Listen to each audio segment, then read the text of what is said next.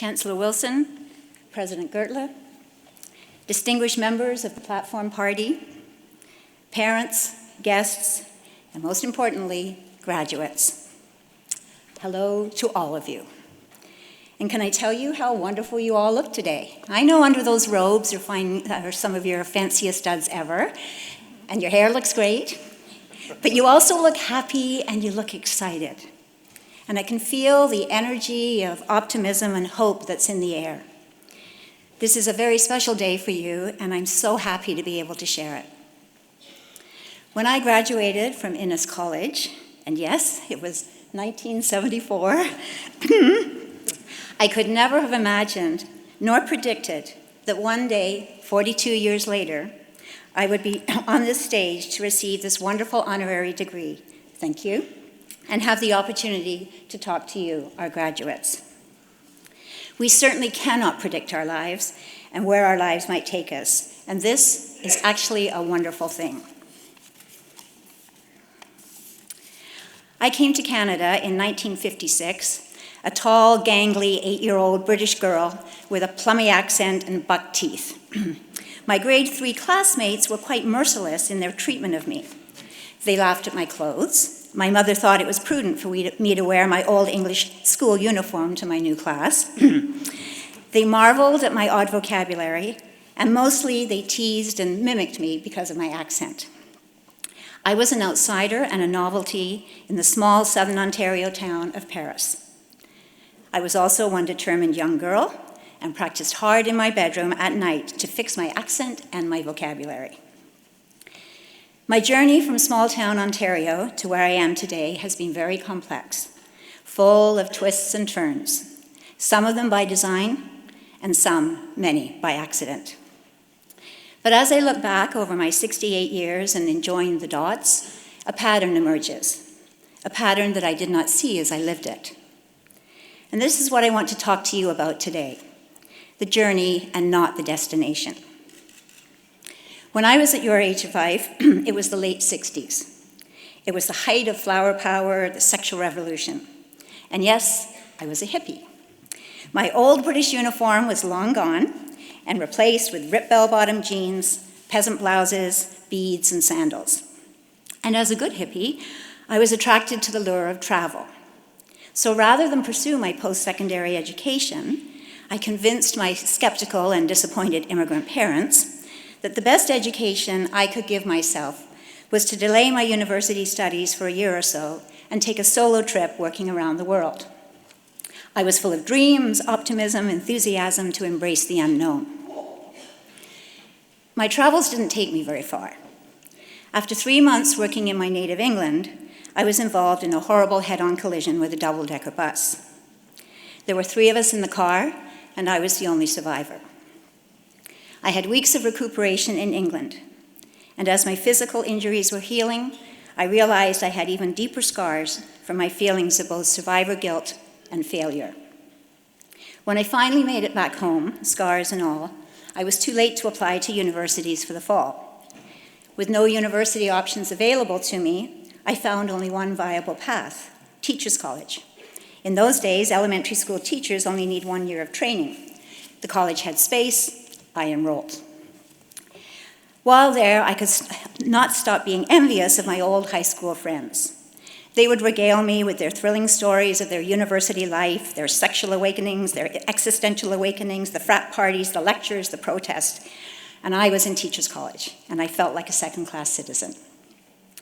I thought I was supposed to follow my dreams, and Teachers College did not feel like that. But as we go through life and circumstances change, our dreams can also change. Stephen Colbert put it well. If we'd all stuck to our first dreams, the world would be overrun by cowboys and princesses. So whatever your dream is right now, if you don't achieve it, you haven't failed. And that's what I was about to learn. As I slowly put aside my own feelings of failure, something magical happened. I fell in love. I fell in love with teenagers. I was attracted to their attitudes, their insecurities, their wry sense of humor, and their search for identity. Upon graduating from Teachers College, I got a job teaching junior high in the inner city. This was a real eye-opener for me, coming from a small, homogeneous town. My students were racially, economically, and sexually diverse. Many of them spoke English at school and another language at home. And I remembered back to my gangly 8-year-old self and the feelings I had of being alone and different. And yet my skin was white, and I spoke English. I had so much respect and compassion for my students. I wanted them to celebrate their diversity, not to try and hide it. I wanted to know their stories, and I wanted to share their stories. So in the middle of my teaching career, I took a sabbatical to complete my university degree. I enrolled in a very young Innes College and studied film courses with the wonderful Kay Armitage and Joe Medchuk. Through my studies and my practical work, I was developing the tools to help me tell my students' stories, and subconsciously, I was laying the groundwork for the Degrassi series. In total, I spent 8 years as a junior high teacher. Much as I loved my students, I had a growing desire to tell their stories to a larger audience. I was well aware that in those days, there were no television shows aimed at young people authentically portraying their lives. These were the stories I wanted to tell. Stories about young people navigating the tumultuous and exhilarating terrain of children becoming adults. So holding my breath, I found the courage to leave my very secure teaching job. I began my own independent production company and started to develop the television series that would become Degrassi. It was tough going at times, but ultimately extremely rewarding. One of the key building blocks of the Degrassi series from the earliest days is to advocate tolerance and empathy for individual differences and to reassure young people that they are not alone. It is my deep belief that bullying, whether in the schoolyard, the military, in residential schools, in the workplace, or in daily life, only exists due to ignorance. The more we can understand our individual differences, be it religious, philosophical, sexual, racial, physical, etc., the more we can exercise tolerance and compassion. And today, it is more true than ever. Ignorance of individual differences leads to a culture of fear, a culture that builds walls. And this is what I wish for you today, to make it your mission in life, to contribute to a culture that tears those walls down, that destroys barriers and embraces diversity. When I look back over my life experiences, I realize that despite accidents and reevaluated dreams, there has been a continuity of my attitude. Some might call it dogged determination, bullheadedness, but I prefer the more elegant term, passion. I've always been driven by a desire to be the best that I could be, whatever I'm doing. Working in a factory, which I did for many hours, volunteering in the community, teaching school, or producing shows. And this is my other wish for you. Passionately embrace what life's journey offers you. In preparation for this event, I had the privilege of having lunch with a number of graduate Innes students and your awesome principal, Charlie Kyle. As I was sharing a meal with Joy, Yagnish, Lamorna, and others, it became clear to me that you are all very passionate about your lives. Aaron and Tony are pretty sure that they will continue on their selected studies in mental health and finance, respectively. However, Amy, who studied art history, is considering work as a flight attendant. All of you are on different journeys, and this is all good. During our lunch, though, what impressed me even more than hearing about your academic pursuits was your innate sense of service.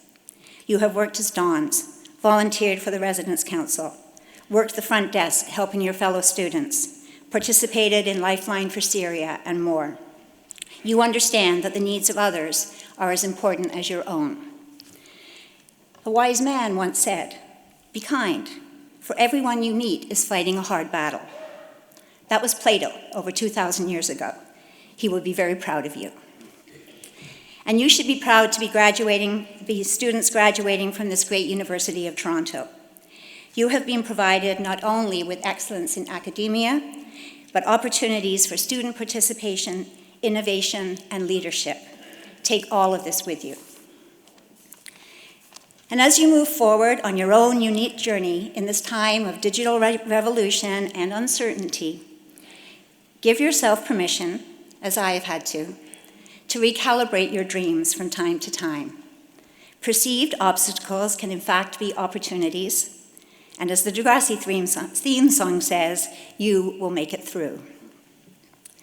So I leave you with this thought. I encourage you to attack your life fearlessly. If you have passion to keep moving forward, and the kindness to embrace the diversity of your fellow travelers, you might not end up where you thought you would be, but you will end up where you are meant to be. Enjoy your journey. Thank you.